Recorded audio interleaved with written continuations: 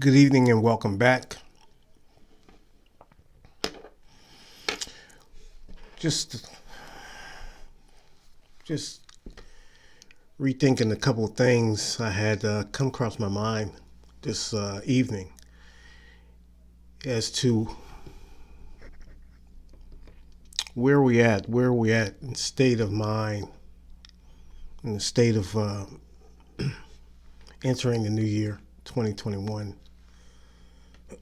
with everything and all the tragedy and all the death and the global pandemic and just the downward turn of the U.S. economy and just generally throughout the world as a people, as one, as humanity.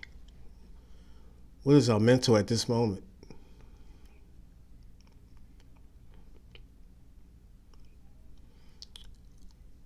What do we do to move forward and to kind of battle and tough our way past this tragic year of 2020?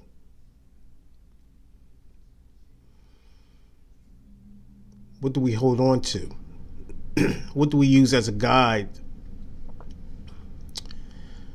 of inspiration that can get us back on the right track, getting healthy, doing the necessary things to ensure that our health as humanity, our health centers and institutions and researchers are equipped and put in a very much forward, future thinking, better position than it was this past pandemic, if we should encounter such a thing again. And that is a real question and a real issue. And as you can see in the United States presidential election this past November, that was a driving force in replacing the current regime that's there now. President Trump, by all accounts, did little to nothing in tackling and addressing the coronavirus. And we have been playing catch up ever since. So those are one of the main reasons that we can look forward to and see if with Vice President-elect Biden and Kamala Harris can come up with a bipartisan plan, hopefully, to address and put us in a better position as to be better equipped and more ready to tackle such a crisis again. In other words, we won't be caught lacking out there, and just be aware and be on top of these alerts and listen to the scientists, and just being able to foresee certain events that might happen by the modules that's out there, and from what scientists' data and hot spots that might pop up with any other diseases that's unforeseen right now. So that's a good thing if we can tackle that issue and get on top of that. Also, along with recovering the economy and getting that back healthy and strong again. A lot of people have lost their jobs. Unemployment is high. That's going to be a two-front project, two-front initiation to tackle that, and getting the economy back to where it needs to be for Americans to get back to work and job growth and getting people to reinvest in America again and feel comfortable, knowing that what they invest in is going to be sustainable, and having good confidence in the economic recovery. So those are all good things. And maybe we can even the playing field, so to speak, and open up new avenues for people who want to get into business and investments and stock market, and just create different solutions and different ideas and modify different strategies that we might have financially, and just kind of be a little bit more minded to things. I think that's a good thing as well. And basically just putting the country back to where it needs to be and getting people back to work, creating more jobs. As you know, we create more jobs, the tax base get bigger, the tax windfall can go into the communities, and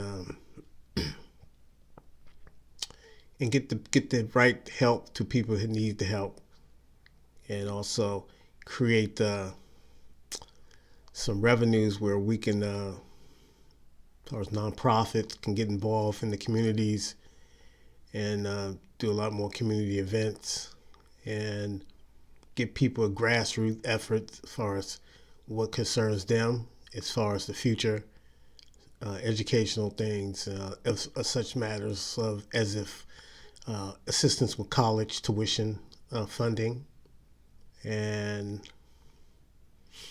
investing in the schools and continue to bring the schools up to par. And actually with education, it maybe broaden the minds a little better with actually getting out of the classroom, not so much in the classroom, but kind of getting out in getting out in the community, in the cities, and getting back to these field trips and just being able to explore different subject matters, just to see how things actually work in the city, as opposed to just sitting in the classroom 5 days out the week. You got to get out here and get more innovative in your thinking as far as education, and be more open-minded to the possibilities of exploring different ventures and different techniques, as far as having education really linked with the community and vice versa. So those are good things that I like to see happen. That's on my wish list. There's nothing moves overnight in Washington. These are just things that I haven't written down, but just certain issues that I have on my mind, and I would like to, those are the major ones that I like to see as a whole, as a country, can adapt some of these ideas moving forward, as we kind of try to hopefully get the numbers down on this pandemic, this COVID-19, and ease out of it and transition back into some normalcy going forward, whenever that will be.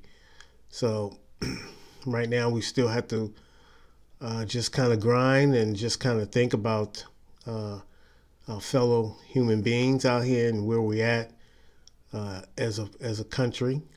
And I think it's a lot of promise going forward. I'd like to see a lot more cooperation in the congressional arena, in Congress, and not so much of the bickering and going back and forth, but actually working together and get things done. I'd like to see that be the norm, and people are throwing in initiatives on the table and standing by what they think that's good for the country, and then listening to others and having these committees kind of get together and touch in tune with the American public as to how can we address certain people's needs in the community. So these are all good things that I think that we can do going forward, and hopefully that we can move these initiatives to an actual bill, and actually get the bill passed on to through the legislature, and get to the Senate and become law. So that's the plan. Hopefully it's going to take all of us to have confidence, number one, resiliency, as we have to have. We have to. It's been a tough year. But nevertheless, we have to stay strong as one nation, and